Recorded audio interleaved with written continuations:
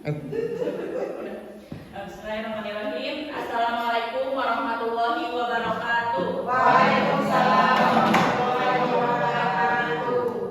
Alhamdulillah wassalatu wassalamu ala Rasulillah wa ala alihi wa sahbihi wa mawala amma ba'du.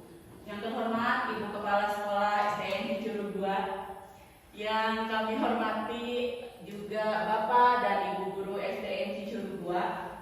Saya sangat mengucapkan terima kasih yang sebanyak-banyaknya atas partisipasi pada kesempatan siang ini. Semoga memberikan manfaat dan kita bisa menerapkannya di sekolah kita dan kehidupan kita sehari-hari. Amin. Amin. Berdirinya saya di sini bukan berarti saya di sini lebih pintar atau lebih bisa dari Ibu dan Bapak yang ada duduk di sana. Tetapi di sini saya mungkin mengambil kesempatan lebih dulu mengikuti program pendidikan guru program ini ya di angkatan 10, sehingga tugas saya sekarang adalah membuat aksi nyata dan juga mensosialisasikan, tapi menyampaikan mengenai budaya positif modul 1.4. Nah, sebelum diskusi dimulai, saya akan memberikan sebuah pantun terlebih dahulu. Nanti dijawab ya. Oke. Coba. Dari Jakarta ke Jayapura. Cakep. Dari Jayapura ke Cikini. Cakep. Hati senang, semangat membara. Cakep. Bersama guru-guru hebat di sini. Baik, pada kesempatan selanjutnya, sebelum melanjutkannya, silakan di next dulu Ibu Operator. Oh ya, di sini saya Aisyah Rahimah, ya Ibu Bapak dari STN 2 CGP angkatan 10. Lanjut. Ya, sebelum materi dimulai kita ice breaking terlebih dahulu.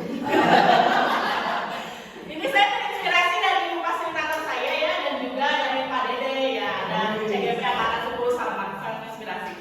Nah, kita di sini akan tebak gambar, tetapi ini peribahasa.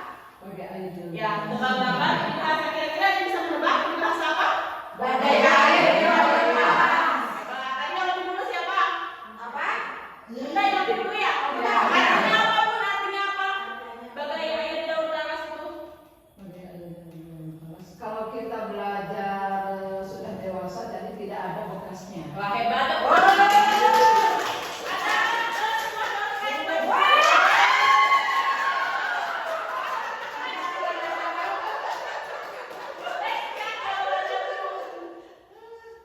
Ternyata betul ya, bagai air di atas daun talas. Ketika sudah dewasa mungkin akan lebih susah nempel ya. Iya. Tapi kalau dari kecil, insya Allah akan terus diingat sampai akhir masa. Oke, lanjut Bu, ada lagi? Ternyata masih ada. Apa ya kira-kira ini?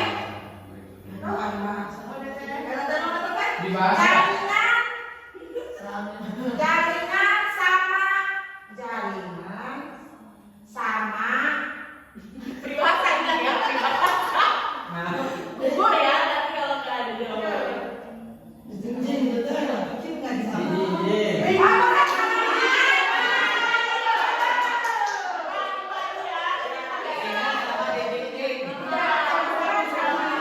Next, ya jawabannya Bu. Betul.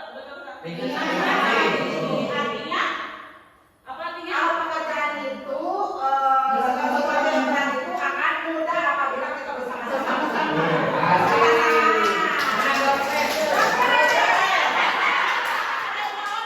Tweet aja siapa yang mau saya.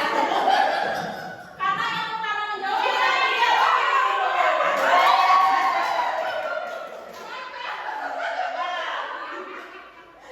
Lanjut lagi, next, masih ada nggak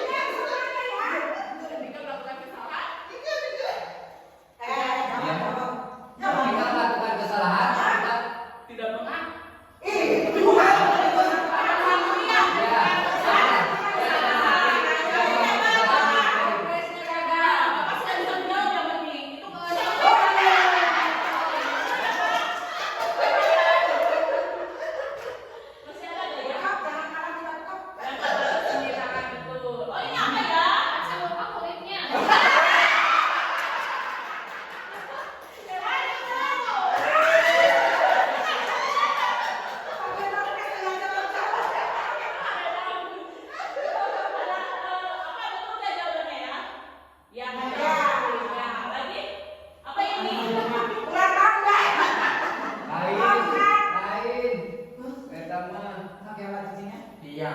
Nah, depannya. Pasar berarti ya.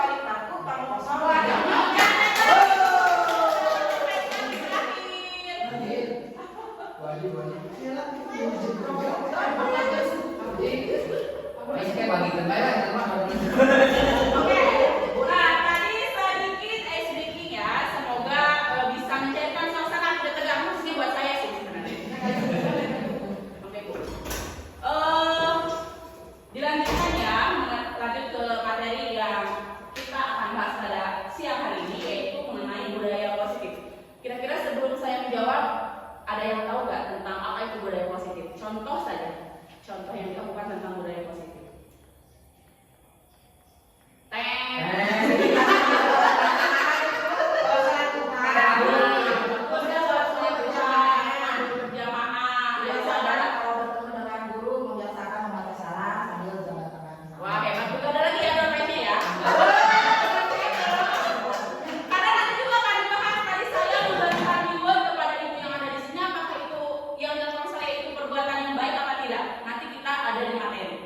Perbuatan yang saya lakukan tentang SDG itu baik atau tidaknya nanti kita bahas nanti.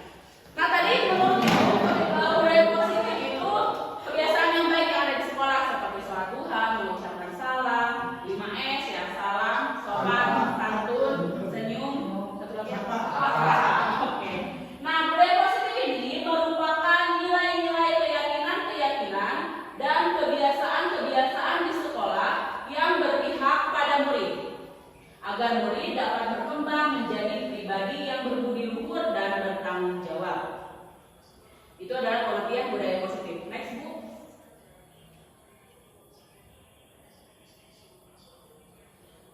Nah, di sini ada 5 kunci pembahasan mengenai budaya positif. Yang pertama ada disiplin positif dan nilai-nilai kebajikan universal. Yang kedua ada teori motivasi hukuman dan penghargaan serta restitusi. Yang ketiga ada keyakinan kelas. Yang keempat ada kebutuhan dasar manusia. Kelima restitusi, 5 posisi kontrol. Dan yang terakhir segitiga restitusi. Selanjutnya kita akan bahas pembahasan yang pertama. Next.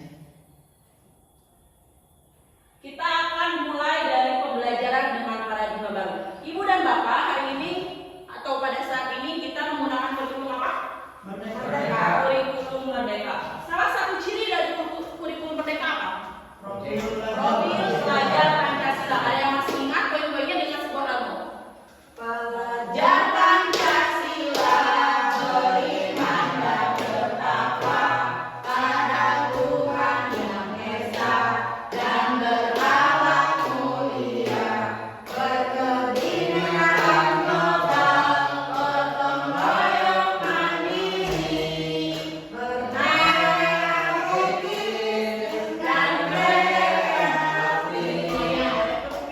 Oke, ternyata di sini sudah tahu semua ya mengenai dimensi-dimensi profil pelajar Pancasila. Nah, profil pelajar Pancasila ini adalah untuk mewujudkan profil pelajar Pancasila. Pembelajaran paradigma baru dirancang bahwa pembelajaran berpihak pada murid, disesuaikan dengan kebutuhan dan perkembangan murid, salah satunya dengan menerapkan model pembelajaran berdiferensiasi. Jadi berbeda dengan zaman dulu ya, pada saat dulu kan murid itu harus dipaksa untuk bisa. Sedangkan untuk sekarang mengenai kurikulum Merdeka, murid itu disesuaikan dengan kebutuhannya.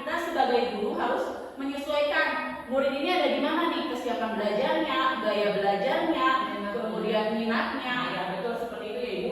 Jadi tidak ada yang namanya naik kelas. Kenapa? Karena di setiap fase, bukan fase ya, bukan kelas ya sekarang namanya, tapi fase. Karena kenapa? Karena di sana ada yang dinamakan sesuai dengan kebutuhan murid belajarnya. Jadi tidak dipaksakan untuk harus bisa, maka semuanya akan naik fase. Lanjut.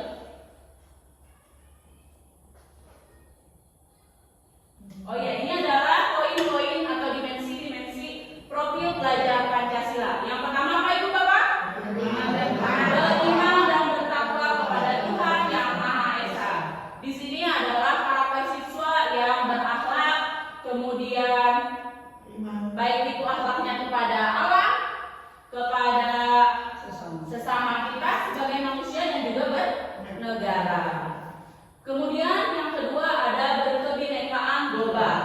Indikator berkebinekaan global ini yaitu mengenal dan menghargai budaya sendiri, kemampuan dan komunikasi intelektual dalam berinteraksi dengan sesama, refleksi dan tanggung jawab kebinekaan. Kita harus menerapkan kepada siswa kita bahwa kita ini nasionalismenya dijunjung tinggi seperti itu. Kemudian ada gotong royong. Sikap gotong royong ini dapat dilihat dari kemampuan kolaborasi, kepedulian dan berbagi. Dalam sehari-hari pun kita menerapkan di kelas maupun di luar kelas dengan berbagai kesepakatan kelas ataupun kegiatan yang positif. Kemudian yang keempat, next Ibu, mandiri, yaitu sikap mandiri dapat dilihat dari kesadaran diri. Jadi tidak disuruh, tidak didorong oleh guru. Jadi anak itu harus punya kesadaran diri. Artinya anak tersebut adalah mandiri. Kemudian bernalar kritis. Di sini yang termasuk berpikir kritis adalah mampu memperoleh dan memproses informasi dan gagasan, menganalisis dan mengevaluasi penalaran, merefleksikan pemikiran dan proses berpikir serta mengambil keputusan. Jadi siswa ini mampu bernalar kritis terhadap situasi-situasi, mampu memilih mana yang baik, mana yang tidak untuk dirinya. Kemudian kreatif, sikap kreatif dapat terlihat dari kemampuan siswa dalam menghasilkan gagasan yang orisinal dan karya serta tindakan yang orisinal. Sekarang juga kan ada P5 yang di dalam kurikulum Merdeka, bahwa di sana dituntut untuk siswa ini bisa berpikir kreatif sehingga menghasilkan berbagai karya ataupun sikap yang menunjukkan hal-hal yang lebih positif. Nah itu adalah merubah paradigma dari yang tadinya mungkin biasa menjadi lebih luar biasa, yaitu profil pelajar Pancasila. Selanjutnya Ibu. Nah sekarang kita beranjak ke materi disiplin positif. Sebentar.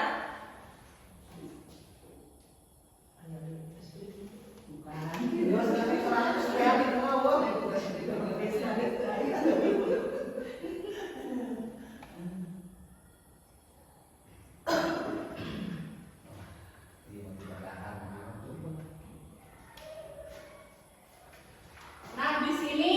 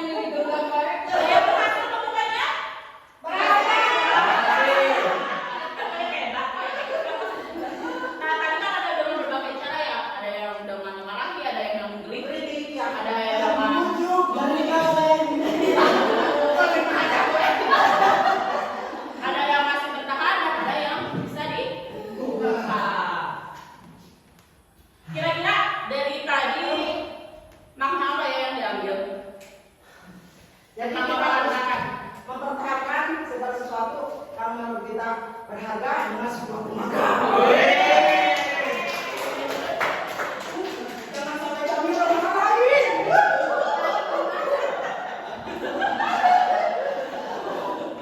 Ya, buka dan menutupnya tangan kita sebenarnya tergantung dari diri kita.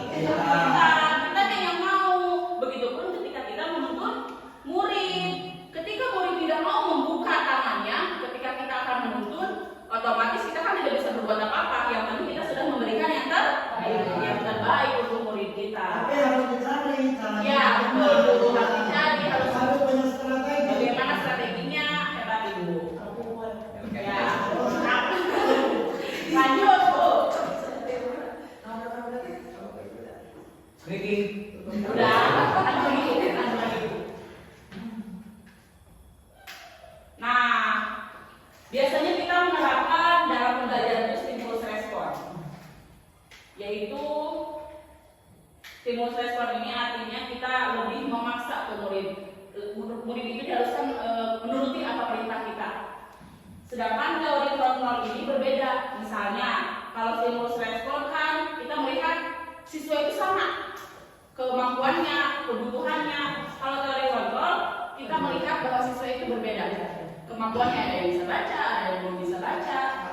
Iya, tapi kita tutup gitu sebagai guru selalu menyamaratakan mereka. Karena yang mungkin kita ini perlu persiapan yang lebih, perlu kemudian media, strategi yang kita gunakan harus sesuai dengan kebutuhan murid. Kemudian saya bisa mengontrol orang lain. Kita terbiasa memaksa murid untuk harus selalu bisa, harus selalu tepat waktu dalam mengerjakan tugas. Padahal di dalam teori kontrol hanya ada yang bisa mengontrol diri Anda. Jadi hanya murid tersebut yang mau. Jadi kita berusaha dulu kepada murid di pendekatan dulu, kalau pendekatan. Di mana nih ternyata masalahnya? Ternyata dia ini belum bisa membaca. Oh yaudah, tugasnya yang berbeda saja. Misalkan murid yang itu belum bisa membaca, kita gunakan media yang konkret. Misalkan dalam menghitung dengan menggunakan batu, tidak dengan menulis, ya dengan alat-alat bantu. Jadi adanya perubahan paradigma stimulus respon ke pendekatan teori kontrol. Lanjut ibu. Nah, disiplin positif. Kata disiplin ini sering kita artikan seperti hukuman atau tentang tepat waktu atau tentang waktu, betul tidak? Betul. Sebenarnya disiplin ini merupakan pembelajaran dalam diri untuk terus ke arah yang lebih baik. Itu arti disiplin. Itu arti disiplin sebetulnya itu. Disiplin ini berasal dari kata disiplin yang artinya belajar. Disiplin mengacu pada disiplin diri yang memiliki tanggung jawab terhadap apa yang dilakukannya. berdasarkan nilai-nilai yang diyakininya. Jadi sadar dalam diri bukan berarti ada dorongan dari orang lain, perintah dari orang lain. Disiplin positif ini merupakan salah satu cara penerapan untuk menumbuhkan kesadaran serta memberdayakan peserta didik tanpa imbalan, penghargaan, ancaman, atau hukuman. Jadi ada dalam diri motivasi intrinsik atau internal yang ada dalam dirinya, tidak dorongan dari orang lain. Sebagai pendidik, tujuan kita adalah mewujudkan murid yang memiliki disiplin diri sehingga mereka berperilaku mengacu pada nilai-nilai kebajikan universal dan memiliki motivasi intrinsik dalam perubahan perilaku ke arah yang lebih baik. Semoga kita menjadi guru di sini dapat membangkitkan ya motivasi intrinsik dalam diri siswa. Lanjut. Nah, ini adalah nilai-nilai kebajikan universal, banyak sekali ya Ibu Bapak. Salah satu di antaranya tadi nilai dimensi profil pelajar Pancasila, salah satunya. Ada banyak nih, toleransi, rasa hormat, kejujuran, kemudian apalagi empati. Nah, itu adalah kebijakan-kebijakan universal yang kita bisa tumbuhkan dari anak-anak kita. Next Ibu. Belum terima kasih ya. Lanjut.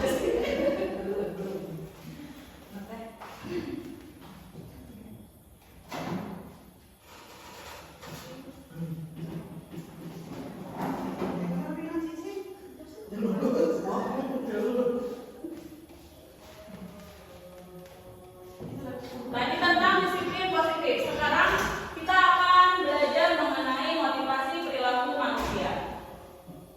Nah, di sini merupakan dorongan yang timbul pada diri seseorang secara sadar akan dirinya atau tidak sadar untuk melakukan suatu tindakan dengan tujuan tertentu. Tadi kita sebutkan ada motivasi intrinsik, ada motivasi ekstrinsik. Nah, di sini ada 3 macam. Yang pertama, menghargai nilai kebijakan diri sendiri. Murid melakukannya karena sadar akan nilai kebijakan pada dirinya sendiri. Kebajikan pada dirinya sendiri. Kemudian, menghindari ketidaknyamanan dan hukuman. Murid melakukan disiplin diri karena takut dihukum.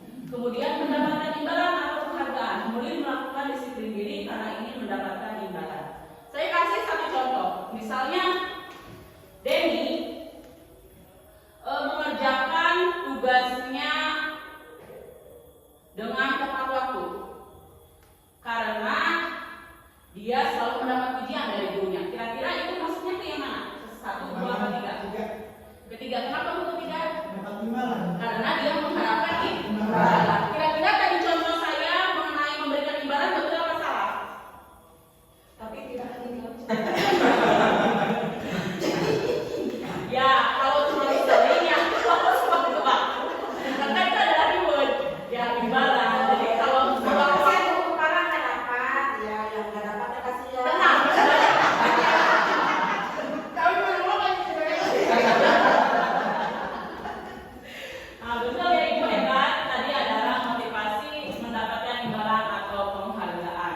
Kemudian Sakti selalu mengerjakan PR-nya karena takut diberikan tugas tambahan oleh ibu guru. Kira-kira dia menarik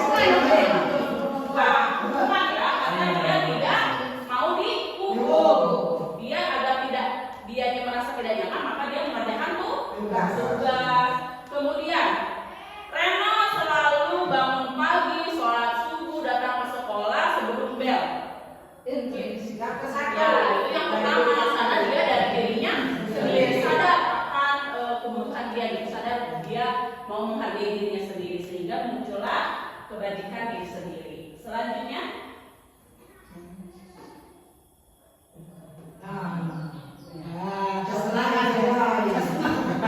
kebutuhan dasar manusia. Ada berapa itu?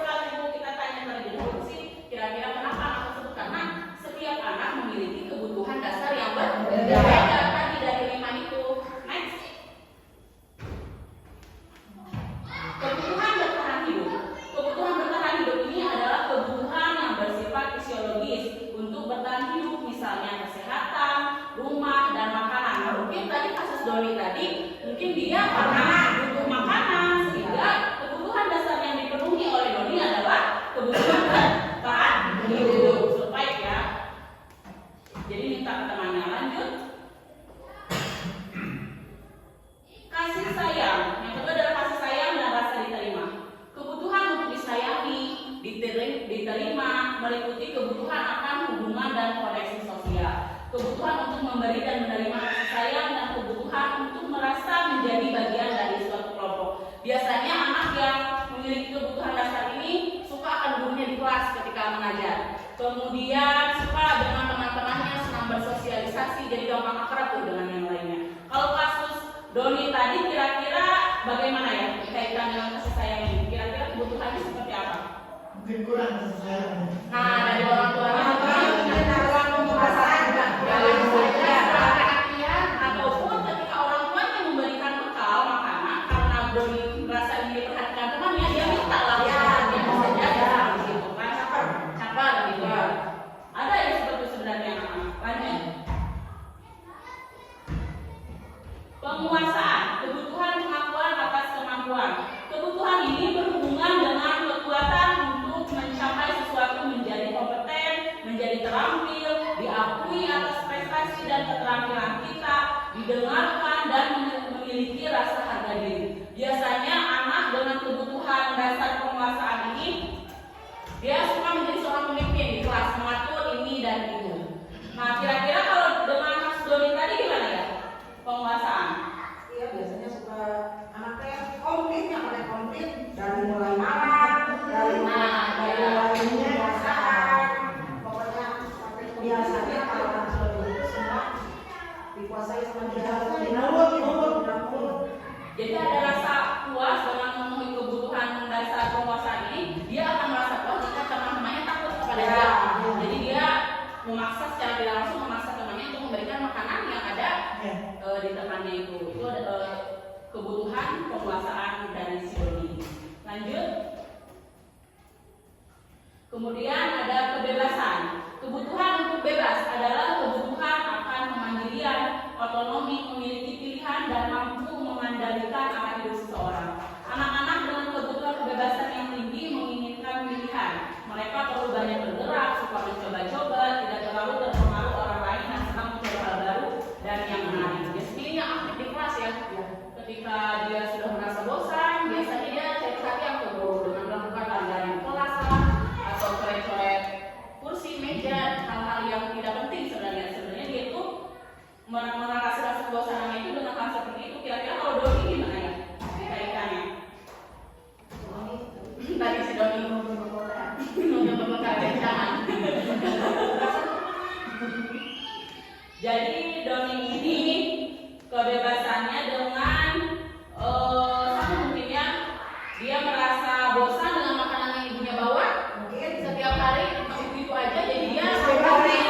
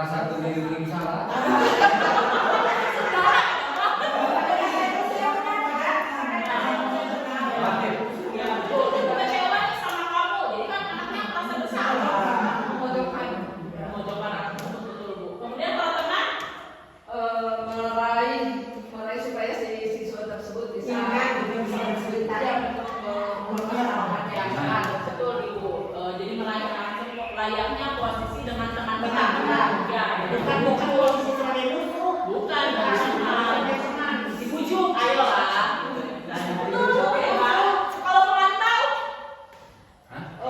Lihatnya mencari permasalahannya. ya dicari tahu kan masalahnya, kenapa bisa seperti itu, bagaimana solusinya. Nah, posisi yang paling baik di antara teman-teman ini adalah posisi manajer, karena ini memanage anak-anaknya supaya yang pertama mereka belajar dari kesalahan, yang kedua mereka tidak mengulangi kesalahan juga yang sama, dan juga mereka menemukan sendiri solusinya bagaimana dari permasalahan itu ke depannya tidak terulangi lagi. Seperti itu. Lanjut Ibu. Nah, ini ada 5 posisi kontrol tadi. Ada identitas gagal, identitas sukses, dan identitas berhasil. Sampai dari luar orang diri dan diri ya, kalau itu dari luar, kalau itu dari diri. Nah, ada 5 ini. Kalau penghukum, gurunya berbuat menunjuk-nunjuk, menyakiti, menyindir, menghardik, dan berkata, kalau kamu tidak melakukannya, awas ya, rasakan nanti. ibu buat Sama. Rasa itu kalau merasa itu terkait diri sendiri.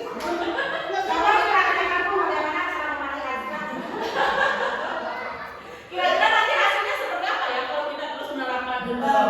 Nah, ya, akan merasa dendam. Apalagi? bisa anak kita lagi Ya, dan membenci kan? Membenci bisa diingat seumur hidup katanya ibu haji dirasakan kayak gitu ada ketakutan. Murid berkata biarkan, tapi ujungnya nanti biarkan saja, nanti juga marah-marah lagi. Artinya harus menyelesaikan ya, itu penghukum. Kalau membuat orang merasa bersalah, biasanya berceramah dengan mengatakan, tadi kan ibu merasa kecewa dengan kamu karena kamu sudah berbuat seperti itu. Ya, kalau kamu harusnya apa nih? Kamu sudah tahu, ibu lelah sekali mengatakannya. Ibu stres banget. Nah, sering bisa ibu.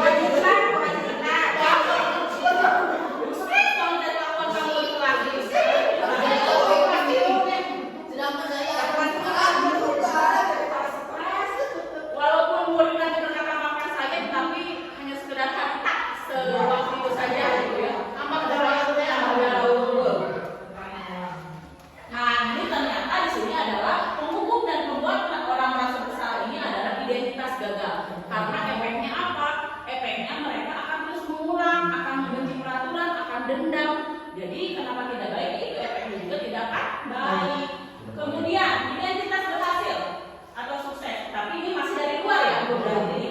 Yaitu ada teman membuatkan alasan-alasan untuk muridnya. Jadi dibujuk, kalau teman ini membujuk muridnya, ayolah bantu ibu biar kamu nilainya bagus, ayolah bantu ibu biar ibu tidak dimarahi kepala sekolah, misalnya kayak gitu gitu. Tapi nanti kedepannya dia akan mengalami ketergantungan karena selalu merasa dibantu terus oleh ibu. Ketika apa-apa kekurangan misalkan dikasih tahu tiba-tiba, dan nanti kan kalau tidak dikasih tahu lagi merasa dirinya itu sendiri atau gimana. Bahkan nanti dia akan berkata, saya pikir bapak atau ibunya adalah teman saya, ternyata begitu. Dan dia akan merasa kecewa dan merasa ketergantungan. Kalau pemantau di sini adalah menghitung dan mengukur. Guru berkata biasanya, apa peraturannya? Kenapa kamu berbuat seperti itu?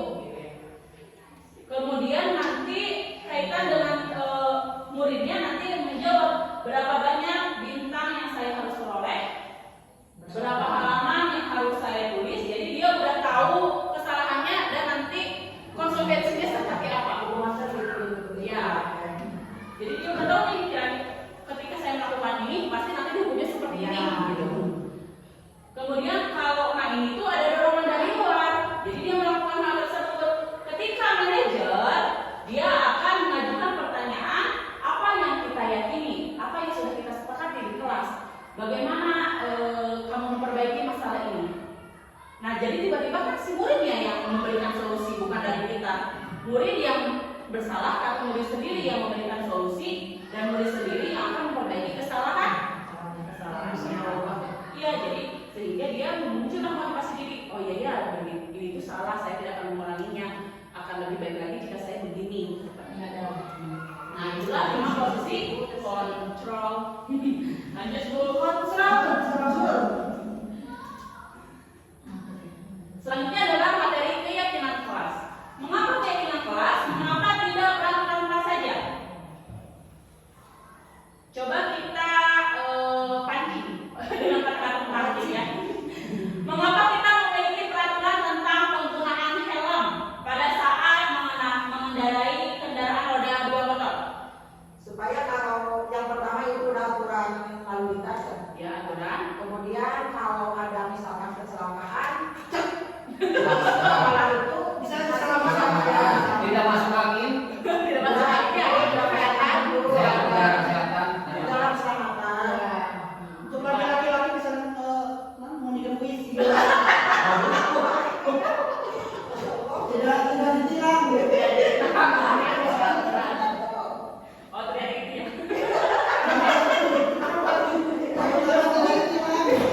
Pertanyaan kedua, mengapa kita memiliki peraturan tentang penggunaan masker dan mencuci tangan setiap saat?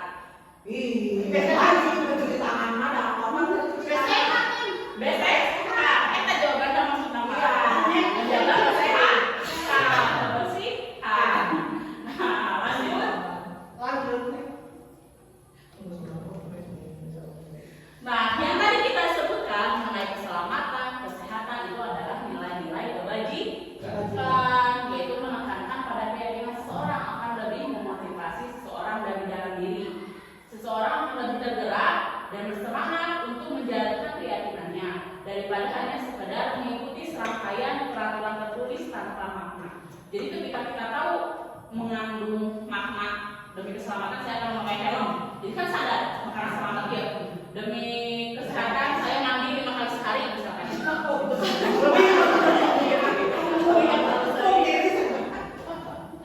Nah di sini nilai-nilai kebajikan ini dibalik peraturan tersebut apa tujuan utamanya dan menjadi tidak tertarik atau takut sehingga hanya sekedar mengikuti serangkaian peraturan-peraturan yang mengatur mereka tanpa memahami tujuan nilainya. Jadi kita ketika melakukan sesuatu harus tahu nilainya, bukan hanya sekedar mematuhi aturan.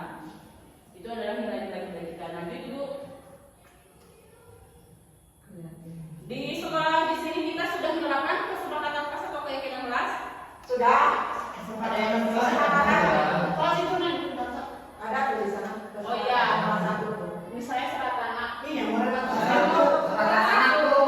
Nah ini alhamdulillah ya di kelas kita sudah ada, di kelas 1 di sini sudah ada. Ada kesepakatan kelas. Kesepakatan kelas yang pertama masuk kelas tepat waktu. Kira-kira nilai kebajikannya apa? Disiplin. Hebat. Kemudian berdoa sebelum dan setelah belajar. Menerapkan ketakwaan. Itu nilai kebajikan yang disadari. Kemudian mendengarkan penjelasan guru. Pemahaman. Menjaga kebersihan kelas, nilai kebajikannya. Kemudian berbicara yang sopan santun. Nah itu sebenarnya harus disampaikan kepada anak didik kita mengenai kebijakan yang kita sepakati. Kan kesepakatan kelas sudah dibuat, tapi nilai-nilai yang mereka yakini itu harus diutarakan lagi ke anak-anak, jadi lebih mendalami. Gurunya Ya, mau ya. Seperti itu. Nah, ini adalah prosedur atau langkah-langkah pembentukan keyakinan sekolah atau kelas. Yang pertama, mempersilakan warga sekolah atau murid-murid di sekolah untuk bercurah pendapat tentang peraturan yang telah disepakati di kelas. Jadi kita memandu siswa kita nih, mau apa saja, biasanya dari siswa saja, jangan dari kitanya. Harus diajukan dari siswa agar mereka menyepakatinya. Jadi dari siswa untuk siswa. Kemudian mencatat semua masukan-masukan para murid. Jadi harus menganggap yang ada semua di murid, jangan memilih kasih gitu. Karena dia yang minta, jadi si dia aja yang dibawa pendapatnya. Tidak boleh seperti itu, harus semuanya kita tulis pendapatnya. Istilah kata emas. Ya, jangan yang tidak boleh di anak emas. ya, anak perakam juga jangan. Perakam baik. Anak perempuan juga harus disalahkan.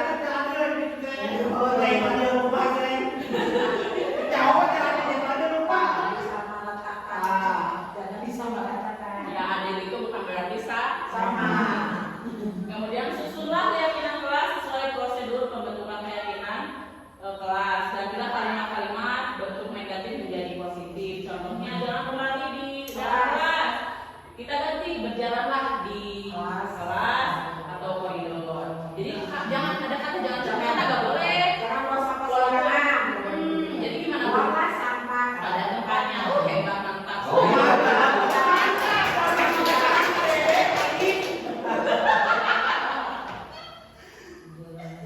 Nah, tinjau kembali daftar pendapat yang sudah dicatat itu lagi musyawarahkan lagi. Kemudian setelah keyakinan disepakati, maka semua warga di sekolah dipersilakan meninjau ulang dan menyetujuinya dengan menandatangani. Jadi kalau bisa nih di sini itu di kesepakatan kelas itu ditandatangani oleh semuanya biar merasa tanggung jawab. tanggung jawab dihargai. Kemudian dianya berperan tuh di dalam perbuatan ini jadi bertanggung jawab. Kemudian keyakinan kelas ini selanjutnya bisa diletakkan di dinding kelas. Ini sudah mantap, ini sudah bagus, tinggal menambahkan keyakinan kelas.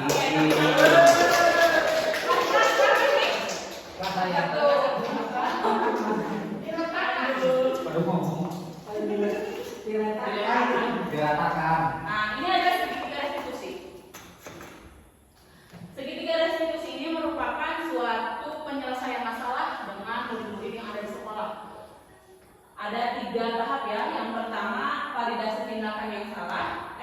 Menstabilkan identitas, validasi tindakan yang salah, dan menanyakan keyakinan. Kita bahas dulu yang pengertian dari 3 ini. Bu, next. Menstabilkan identitas. Di sini artinya dari anak yang merasa tadinya gagal menjadi anak yang sukses. Jadi ketika seseorang anak melakukan kesalahan, misal tidak mengerjakan PR, kita stabilkan dulu nih identitasnya, jangan langsung disalahkan dengan cara berbuat salah itu tidak apa-apa. Kalau kita kan biasanya suka langsung disalahkan ya, suka langsung ditanyakan kenapa nih alasannya. Harusnya kita stabilkan dulu identitasnya biar anak tidak merasa bersalah, biar anak nantinya tenang dulu tuh hatinya itu.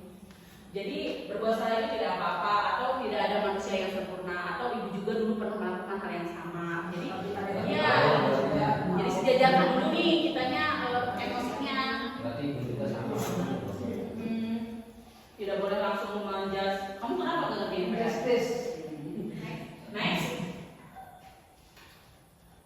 Validasi tindakan yang salah. Di sini setiap tindakan kita dilakukan dengan suatu tujuan, yaitu memenuhi kebutuhan dasar. Kalau kita memahami kebutuhan dasar, apa yang mendasari sebuah tindakan, kita akan bisa menemukan cara-cara paling efektif untuk memenuhi kebutuhan tersebut. Jadi setelah tadi kita menstabilkan identitas anak, barulah kita menanyakan alasannya dengan cara kamu pasti punya alasan kenapa melakukan hal itu. Misal tidak mengerjakan PR, kamu pasti punya alasan kenapa tidak mengerjakan PR. Atau padahal kamu bisa melakukannya yang lebih buruk dari ini ya. Kamu patut bangga, kamu patut bangga pada dirimu. Jalan, oke, sini jalan. Lupa, dicolokkan. Coba nih Bu, lama pancing.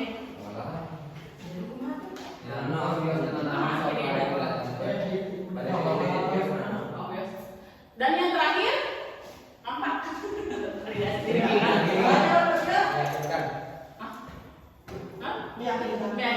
Menanyakan keyakinan. Yang terakhir adalah menanyakan keyakinan. Nah, jadi nanti ditanyakan, kan kita sudah punya kesepakatan kelas. Kira-kira keyakinan mana, kesepakatan kelas mana yang kamu langgar? Nah, mungkin nanti anak menjawab, oh iya Bu, kalau tidak mengerjakan PR, saya akan merealisasikannya. Saya mungkin kedepannya akan bekerja sama dengan orang tua saya di rumah agar membangunkan saya tidur lebih bangun lebih pagi atau mengingatkan apakah ada PR apa enggak. Jadi dia menemukan sendiri solusinya. Kita bermain peran coba, boleh? Oke. Jangan bermain peran. Boleh bermain peran. 2 orang saja. 2 orang saja yang nanti jadi guru dan jadi murid. Kita contohkan penerapan segitiga restitusi. Yo. Boleh nggak? Ibu ada. Ibu. Ini anaknya mau Kamunya.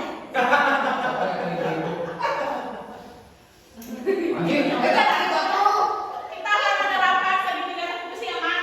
Ya. Misalnya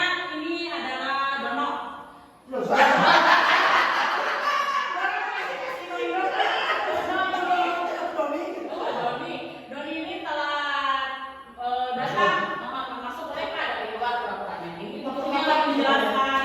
Oh, menerangkan. Ya anak-anak, pada kesempatan ini kita akan menerangkan tentang disiplin positif ya. Ini Doni, apa kabar? Siapa? Terus habis silakan. Tidur tadi malam. Masya Allah, sorenya berkenalan dulu. Ya sama ibu aku. Jadi paginya tidak dimandikan sama ibu. Bangun sendiri bu. Masya Allah, kenapa? Kalau nanti ya, kalau ada apa namanya tontonan main bola, jangan terlalu marah karena besoknya kan kamu mau sekolah. Kamu mau gitu aja terus tiap hari. Tidak bu. Terus bagaimana solusinya agar kamu tidak terlambat datang? Harus tidur tepat waktu. Iya, kemudian apa lagi? Iya bu. Iya, bagus. Apa lagi? Menyalakan apa? Minta sama ibu bapak suruh membangunkan lebih awal bu. Jadi akan seperti itu setiap hari? Ya bu. Enggak. Apa itu harus tepat? Mau ganti tidak? Ya bu. Mau berubah tidak? Kamu harus tepat ya.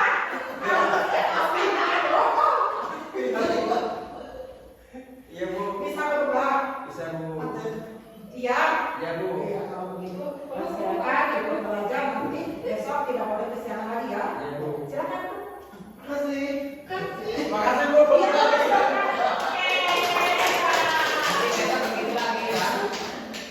Nah, luar biasa ya. Tadi walaupun dadakan gitu tapi kayak bulan tapi bagus Artinya hasilnya. bagus. Kalau tidak Kira-kira ada yang mau mengoreksi tadi atau menambahkan atau saran mengenai tadi bermain peran antara Ibu Nunung yang cantik dan Pak Dede yang ganteng? Coba Ibu. Pada yang cantik.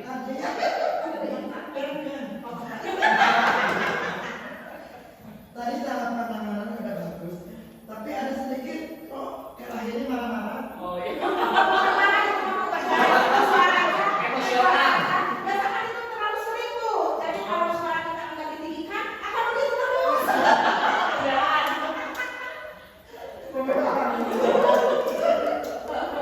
Ya, tadi ada suara yang ditinggikan seharusnya tidak seperti itu, harus tetap lembut, stabil. Memang Bu, Oh maaf ya, ini cuma berperan. Ini sengaja ya. Ya.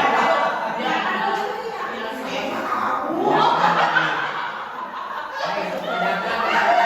ya betul, hebat Ibu. Tadi kasih ada marah-marahnya, walaupun memang pada kenyataannya kita sebagai guru di kelas juga memang seperti itu ya, tidak dipungkiri karena kita juga manusia biasa Bu. Iya. Ketika kesabaran kita agak diabaikan mungkin ada suara mendekat gitu. Nah, kalau bisa ya terus belajar. Kita namanya juga guru di buku dan di diri, kalau bisa terus belajar secara konsisten gitu agar terbiasa dan nantinya pun kita tidak memarahi murid lagi, walaupun ya gitu lah. Ya, tadi ada Ustaz bukan identitas guru kan Ibu? Enggak. Enggak ya? Sengaja. Oh, sengaja. Jangan masukkan. Harusnya kan ada Ustaz bukan identitas guru ya. Tadi kan langsung bertanya, kenapa terlambat? Gitu. Harusnya kan gimana harusnya Bu? Kira-kira? Stabilkan tuh. Doni. Mungkin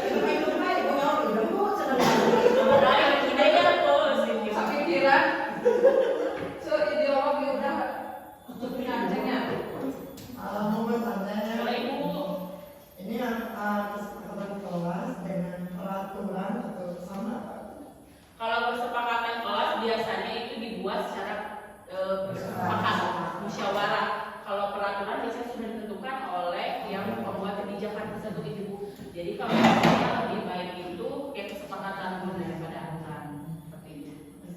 Sama-sama.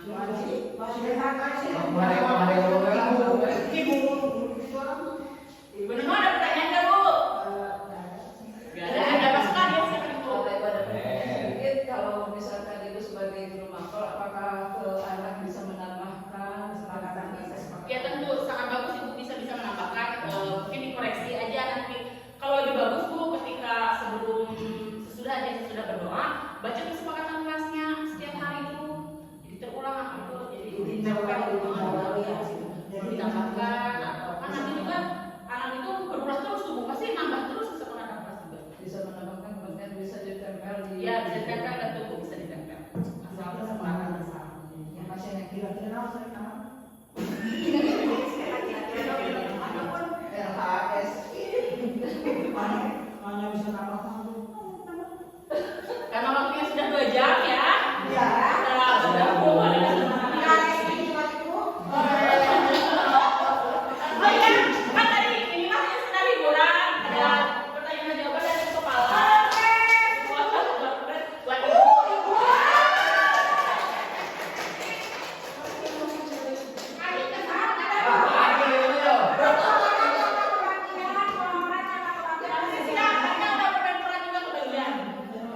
Tenang Bu, aku banyak hati lagi.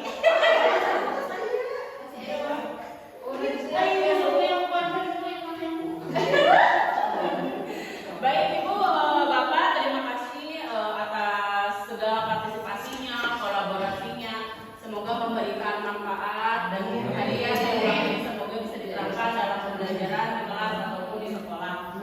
Dan juga mohon maaf atas segala kekurangannya. Bila ada hidayah, wassalamualaikum warahmatullahi wabarakatuh.